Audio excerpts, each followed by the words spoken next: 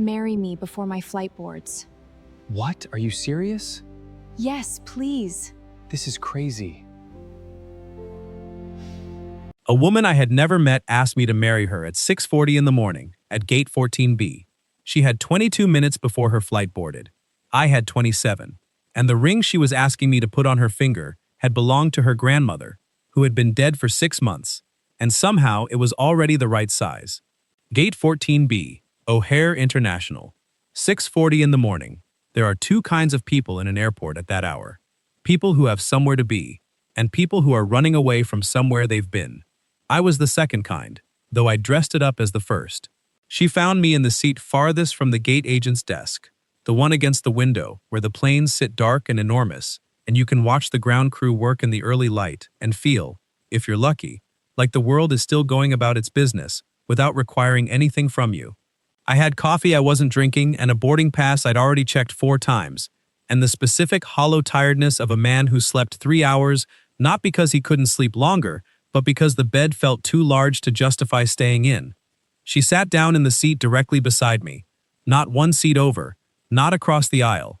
The seat right next to mine, close enough that I could see the small details, the mascara not quite cleaned from the night before, one button on her coat done up wrong, the way she was gripping her carry-on handle with both hands on her lap like it might leave without her. She stared straight ahead for a moment. Then she turned and looked at me with the expression of someone who has weighed the options and concluded that one of them, however strange, is better than standing still. "I know you don't know me," she said, "and I know this is going to sound like I've lost my mind, but I need you to hear me out before you say no." I looked at her. Really looked, the way you do when your defenses are already down because you're running on nothing and the morning is too early for pretending. "Okay," I said. She reached into her coat pocket and set something on the armrest between us. A ring. Not a piece of jewelry. Not a fashion piece. A ring that had been sized and worn and had the particular luster of something that spent years on someone's hand. An antique setting, gold, with a small oval ruby flanked by 2 chips of diamond that looked like they'd been chosen with great care by someone who knew that rubies meant something different than diamonds did. 6 months ago, she said, I inherited that ring from my grandmother. She wore it for 51 years. She told me before she died that it was meant for a marriage that started with courage, not convenience. Those were her exact words. Courage, not convenience. She paused. My family doesn't know she gave it to me. They think it went to my aunt, who was always the expected one. But Nana mailed it to me 3 weeks before she passed, with a note that said, "You'll know when." I looked at the ring, then at her. "My flight to Savannah boards in 22 minutes, she said. "I'm going home for what my family is calling a welcome dinner, which is actually an announcement dinner, which means my parents are going to announce that they've arranged for me to get engaged to a man named Richard Holloway, who is suitable and stable, and whose family has known my family for 30 years. And the only way I get to walk into that house without it happening is if I'm already engaged." She looked at the ring on the armrest. To someone I chose, not someone they chose for me. She finally looked back at me. I've been sitting here for 40 minutes trying to work up the nerve to ask someone. And I watched 6 people come and go from this gate, and you were the only one who sat the way you're sitting. "How am I sitting?" I said. "Like you've already lost the thing you were most afraid of losing," she said, "which means you're not afraid of much right now.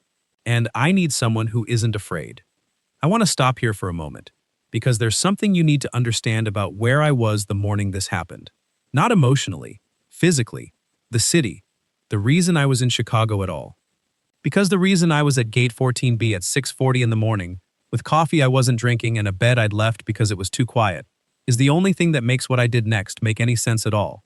18 months earlier, I had come to Chicago to restore a library.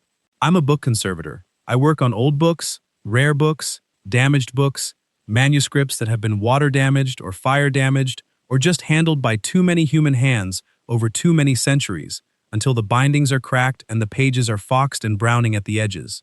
I clean them and stabilize them and repair them without changing what they are. It's slow work and precise work, and it requires the particular kind of patience that comes from believing that a thing worth saving is worth the time it takes to save it properly. The Harris Foundation had hired me to assess their collection, 460 rare volumes, some of them going back to the 1600s, acquired over 3 generations by a family who had loved books the way people love land, as something that accumulates meaning by being passed down. The job was supposed to take 6 months. It took 18 because the collection turned out to be in worse condition than the catalog suggested, and because the foundation's director kept expanding the scope, and because somewhere in month 3, I had made the mistake of falling in love with the city, and then, more completely, with a woman I met at a bookshop on North Clark Street who was reading Chekhov in the aisle and didn't look up when I said excuse me, and when I finally walked around her she said, without taking her eyes off the page, "I'll move in a minute." He's about to do something irreversible. Her name was Petra. She was a music teacher. She had a way of listening that made you feel like you were the only sound in the room. We were together 14 months. She ended it on a Tuesday, gently and specifically, the way she did everything. She said she'd seen me with a book I was repairing once, early on, and she'd genuinely thought that I would look at her the same way eventually, with that quality of attention, that willingness to spend whatever time the thing required. She said she'd waited, and she believed I was capable of it, and she didn't think the problem was the depth of what I felt. She thought the problem was that I had spent so long learning to save other people's stories that I had forgotten I was allowed to be in the middle of my own. I did not have a good answer for that. I still don't. So I finished the last 12 volumes, said goodbye to the Harris Foundation, and booked a 6:40 flight home to Portland, because the early one meant I didn't have to lie in the too large bed until a reasonable hour. And a woman sat down next to me and put a ruby ring on the armrest between us. "Tell me your name," I said. "Vivian," she said. "Vivian Marsh. How long have you been awake?" "Since 2. What time is your family expecting you?" "Dinner's at 7, but my mother will want me there by 4 to," in her words, "compose myself." Her jaw moved slightly. "She's been composing me since I was 11. Tell me about Richard Holloway." She was quiet for a second. "He's not a bad man. I want to be clear about that. He's pleasant, and he's accomplished, and he would probably be, in my mother's phrase, more than adequate." She looked at her hands. "I've met him 4 times. He looks at me the way you'd look at a property you were considering purchasing. Not unkindly, just like the transaction is already concluded and we're in the paperwork stage. And you want me to be the alternative. I want to walk into my parents' house wearing that ring and tell them the truth, that Nana left it to me and that I've used it the way she intended, for courage." She met my eyes. "I'm not asking you to come to Savannah. I'm not asking you to meet my family or maintain anything. I'm asking you to say yes so that I'm not lying when I say I chose this myself. Because if you say yes, I did choose it. Strange as the choosing is." I looked at the ring. There is something that happens when you spend years working on things that other people have given up on. You develop a specific sensitivity to the weight of an object. Not the physical weight, the other kind, the accumulated kind, the kind that comes from a thing being held and cared for and passed from hand to hand across time. I had held books that were 500 years old and felt it. The sense that countless people before you had touched the same page, that you were one in a long line of custodians, and the thing in your hands had outlasted every one of them. The ring had that weight. I picked it up. It was warm from her pocket. "Vivian," I said. "Yes, the note your grandmother sent. Do you have it?" She looked at me for a moment. Then she reached into the interior pocket of her coat and handed me a folded square of pale blue stationery, soft at the folds, the kind of paper that gets soft when it's been handled often. The handwriting was the handwriting of a woman whose hands were probably not entirely steady when she wrote it, but who had been careful anyway. "You'll know when. The right one won't need convincing. He'll already understand what it costs." I folded it back along its creases and gave it to her.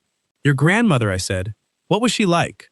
Vivian looked at the window, at the dark plane sitting out on the tarmac with the ground crew moving around it in the early light. "She was the person in every room who noticed what nobody else noticed," she said. "She could walk into a party and 20 minutes later tell you which 2 people in it were lonely. She always sat with them." A pause. "She married my grandfather 6 weeks after they met. Everyone thought she was reckless. They were married for 51 years. She said once that the people who called her reckless were just people who'd confused caution with wisdom. She said there's no wisdom in waiting when you already know." The gate agent's desk crackled with an early announcement. I looked at the boarding pass in my hand. Portland, departing 6:50. Then I looked at hers where it rested on her carry-on. Savannah, departing 6:55. "My flight is 5 minutes before yours," I said. "I know. I checked when you sat down." Vivian, "Yes. I'm a book conservator. I spent 18 months in this city fixing things that other people had stopped believing were worth fixing. I am going home because the woman I loved told me I was better at caring for other people's stories than living inside my own, and I have been sitting in this seat since 5:45, trying to think of one good reason why that isn't simply true. She was very still. The ring was already yours, I said. Before tonight. Before this gate.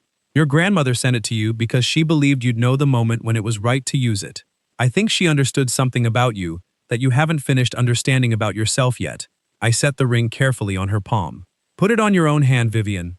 Not because I said yes, but because she already did.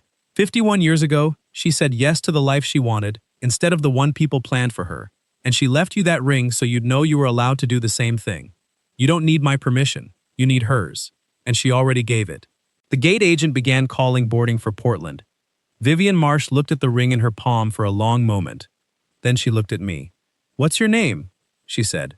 "James Calloway. James Calloway." She said it the way you repeat a title to see how it sits. "Why are you going to Portland?" "Because that's where I live, and is there something in Portland that can't wait?" I thought about the apartment I'd sublet, the cat I'd left with my sister, the backlog of work I'd been putting off because the Chicago job kept expanding. "Not especially," I said. The second boarding call went out over the speakers. "I don't know anything about you," Vivian said. "You know I stayed and talked to you when I could have walked away. That's not very much to go on." "No," I said, "it isn't. But your grandmother made a 51-year marriage on 6 weeks, and people called her reckless, and she said they'd confused caution with wisdom." I picked up my coffee, which had gone cold, and looked at it. I have spent a year and a half caring for other people's irreplaceable things, and I let the most irreplaceable thing in my own life go quiet from neglect. I think your grandmother's handwriting on that note is the most honest thing I've read since I got here. And I fix things for a living, and I would very much like to not get on a plane to Portland, having read something honest for the first time in months, and done nothing about it. Something shifted in Vivian Marsh's face. The composure she had been holding didn't break. It became unnecessary. "My mother is going to be very difficult about this," she said. "I've negotiated with archives directors who guarded 400-year-old manuscripts like personal insults," I said. "I can manage a dinner." The corner of her mouth moved. "You've never met my mother?" "No," I said, "but I've met her type. And the manuscript always outlasts the archivist." She laughed. An actual laugh. Complete, the kind that sounds like surprise. She looked at the ring in her palm. She put it on the third finger of her right hand, not the left. I noticed that. She wasn't pretending. She was just making it hers. "My flight board's in 4 minutes," she said. "Then we should get to the gate." She looked at me. "You'd come to Savannah." "I'd come to Savannah," I said, "with the understanding that I'm a stranger you met at a gate and not an answer to everything, and that you owe your family an honest conversation, not a replacement performance. I can sit across a dinner table from people who want you to live a smaller life and decline to agree with them. That part I can absolutely do." "Why?" The question wasn't suspicious. It was the real one, the one underneath all the others. "Because I have spent 18 months learning about a family who loved books enough to pass them down for 3 generations, I said. "And the most important thing I learned is that the things worth keeping require someone willing to stay with them, past the moment when it would be easier to leave. I was not that person for the woman I loved. I would like to practice being that person. And your grandmother's note says you already know when. I think that's the most instructive instruction I've ever read." She was quiet for a moment. Then she stood up, and I stood up, and she looked at the ring on her right hand for one more second, the way you look at a decision you've made, and are testing for regret and finding none. "James Calloway," she said. "Vivian Marsh. You should know I drive very fast, and I have opinions about everything, and I haven't spoken to my sister in 4 months, over something we're both being stubborn about, and I read Chekhov when I'm nervous. I know a bookshop on North Clark Street," I said, "where that last one has been known to happen." Her eyes changed. "Of course you do," she said. We walked to her gate. "I changed my flight. I should tell you how it went in Savannah, because you've stayed long enough to deserve the ending. It went poorly, and then it went honestly, and those turned out to be the same event separated by about 90 minutes. Vivian's mother was formidable in the specific way of a woman who has spent decades making decisions for people she loves and has confused that with loving them. Her father was quieter and sharper, and by the end of the salad course had asked me 4 questions about book conservation that were genuinely curious and not tactical, which told me something about where Vivian had gotten her attention from. Richard Holloway was there, because of course he was, and he was exactly as described, pleasant and transactional, and privately relieved, I think, to have an exit from an arrangement he hadn't exactly chosen either. Vivian told her family the truth about the ring over dessert. All of it. The letter, the note, the gate, me, Her mother was silent for a long time. Then she said, "Your grandmother always did think she knew better." And Vivian said, very quietly, "She did know better, Mom, about most things." That was the point. Her mother looked at the ring on Vivian's right hand for a moment. Then she looked at me. "How do you fix a damaged book?" she said. "Exactly. How does it work?" And I told her. All of it. The cleaning, the stabilizing, the Japanese tissue paper used to repair tears, the wheat starch paste, the way you never alter what the book fundamentally is. You only remove what damage has done to it. You return it to what it was always meant to be. She listened with the total focused attention of a woman who only listens when she has decided something is worth listening to. When I finished, she said, "And the books are better afterward." "The books are exactly what they were," I said. "Just without the damage." She looked at her daughter. She didn't say anything else. She didn't have to. The ring moved to Vivian's left hand, on a Tuesday, 8 months later, on a bench outside the bookshop on North Clark Street. I had moved back to Chicago by then. The Harris Foundation had offered me a permanent position, and I had accepted it before Vivian had to ask me twice, which I considered a personal improvement. She was reading Chekhov when I sat down beside her, and she didn't look up, and I said, "Excuse me," and she said, without taking her eyes off the page, "I know. Just let me finish this part. He's about to do something irreversible." She meant Chekhov. I think she also meant me. I waited. She finished the page. She looked up. I had the ring in my hand, moved from the right context to the right moment. The way things that have been waiting for their purpose tend to arrive at it eventually. "Your grandmother was right," I said. "You knew when." Vivian Marsh looked at the ring she had been carrying since before we met. "I knew when I saw how you picked it up at the gate," she said. "You held it like it was already something that mattered. Most people would have turned it over, checked for a hallmark, given it back. You just held it, like you already understood what it cost." "I do that with old things," I said. "Professional habit." "I know," she said. "I'm counting on it. There is a note in my desk at the foundation, in pale blue stationery, soft at the folds from being handled. Vivian framed the original, but made me a copy.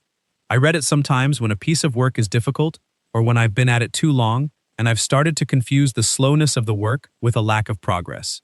You'll know when. The right one won't need convincing. He'll already understand what it costs. I have thought about those lines for 2 years now. I think what her grandmother understood, what she had learned in 51 years and knew Vivian needed to hear, is that the things we treat as reckless are usually only reckless by the standards of people who've decided that the cost of something determines its value. As if the expensive choice is always the right one. As if the ring chosen slowly and safely means more than the one chosen in 22 minutes at a gate at 6 in the morning because something in you simply knew. A book doesn't become less valuable because it was found in a barn and not a vault. It is what it is. The finding doesn't change that. All the finding changes is who gets to be the custodian of it next. I have been the custodian of a great many things in my life. I am not always careful with the ones that matter most. This is still true, and I work at it every day. But I held the ring like it already mattered. That much I got right. And some days that's where it starts. You hold something the right way before you've been told to, and it turns out that's the whole interview. Someone once told me they'd been holding something back from themselves for years. Not a ring, something else, a decision, a door they hadn't walked through. And they said the hardest part wasn't the fear of what was on the other side. The hardest part was the moment they realized they'd already known for a long time and had spent that time making sure they had enough reasons to wait. If that's you right now, I don't have a prescription. But I'll say what Vivian's grandmother said, because she said it better than I can. You'll know when. If you already know, then you already know. And the clock at the gate is running regardless. Drop something in the comments, where you're watching from, or what you've been holding. I read every one. I'll be back next week with another story. Don't miss it.